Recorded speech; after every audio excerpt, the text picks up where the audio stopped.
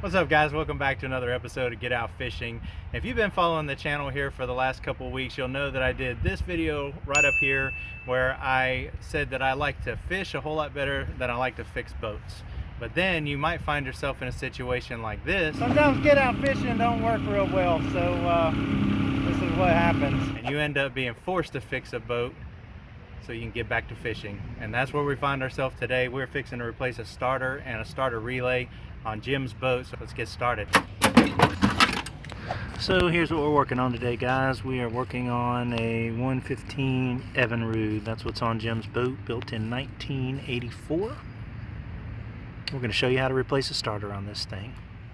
So first thing you're going to want to do before you replace anything electrical on a boat is disconnect the battery cables, and that is exactly what Jim had already done before I got here. So what's next, Jim? Next thing we're going to do is we're going to take the solenoid off first, because right here is the solenoid. Here's the starter, which both of these have to be replaced. So there's a bolt here, there's a bolt here, and then there's one back here under the solenoid. So we'll have to take the solenoid off first. And you want to make sure that you take plenty of pictures, because you don't want to put something back together the wrong way. And believe me, I have done that many times. All right, let's get started.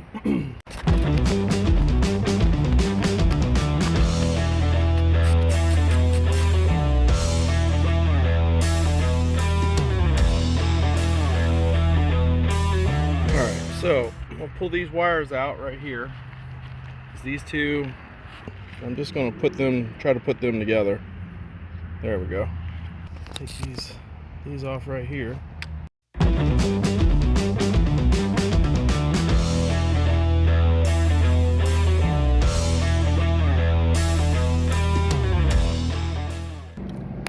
We basically have 4 studs on this starter solenoid. They have the power wires going to them. That's what Jim's taking off right now.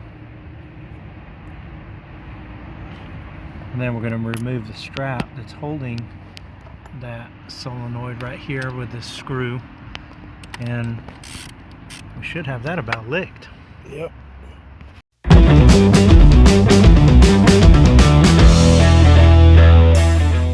Alright, so if you look right here, there is a wire that goes behind there. So you want to make sure that you know where that thing goes. And there's one down here too. Alright, so let me take another picture of that.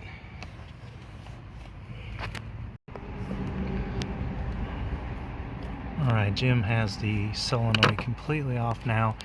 That's going to give us access to these back bolts on the starter right here. So that's why we took the solenoid off first, so you could see.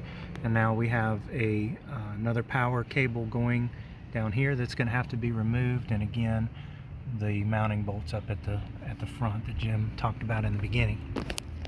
This starter has given Jim an absolute fit. Yes, I am considering setting it on fire once I get it out. Yeah, we're probably going to jump up and down on it. Yep. And burn it or something, I don't know. It's left him stranded about 4 times now, and that little clip I showed you in the beginning was the final straw. Funny guy. Funny guy. That was not a funny day. No, it was not.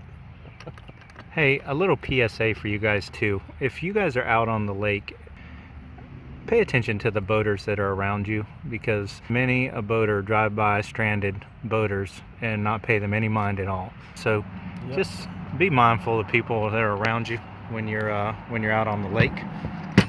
Give a fellow fisherman a hand, fellow boater a hand. Give them a tow back if they need one.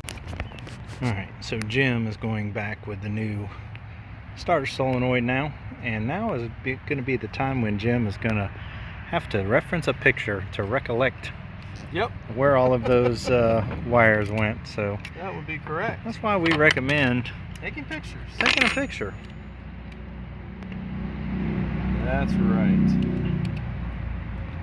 Some of you young bucks out there might think you can remember all that stuff. Wait till you get to our age. Yeah, you'll forget. Can't remember anything. Alright, so Jim's getting all the wires hooked back up to the solenoid. Think you got them right there, big guy? Nope.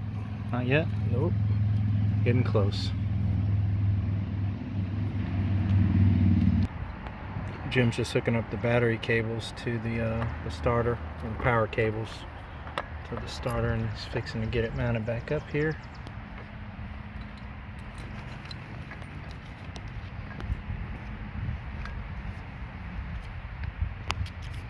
Just got the back bolt put in. Reinstalling the front two bolts, the side bolts I should say.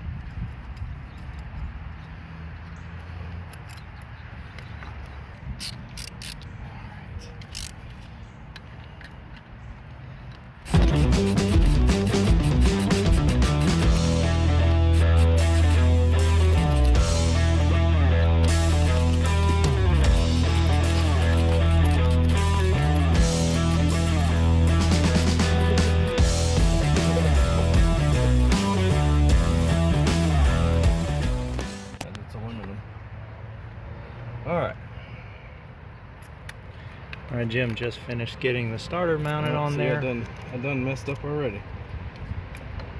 There we go. Now he's reinstalling the solenoid. Ooh. And we're going to have this thing in the bag here soon. Put my gloves up here.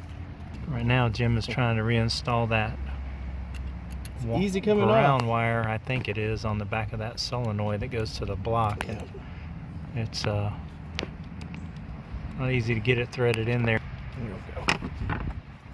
Alright, let's get everything pushed in. Alright, Jim's got the clamp reinstalled here, and just tighten the clamp back up.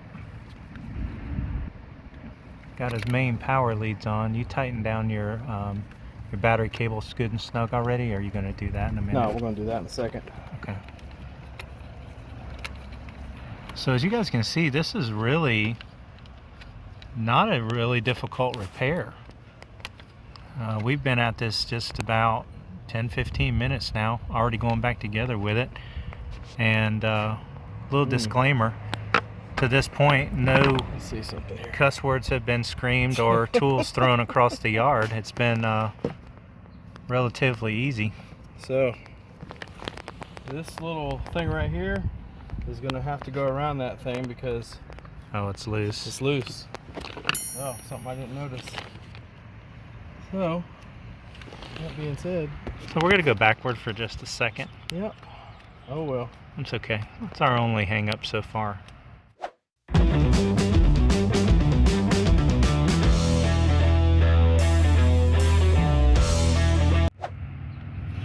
Alright, got that thing around there. Hopefully that'll take up the slack. It will. Alright, so these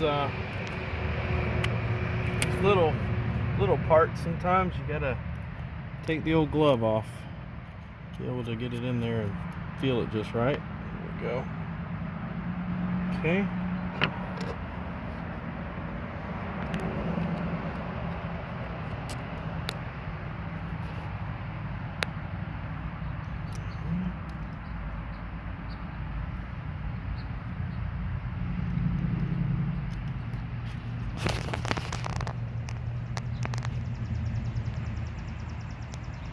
Alright, now we got everything connected.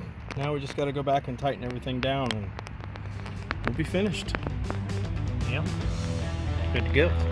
Hopefully this will help you out in trying to change your starter.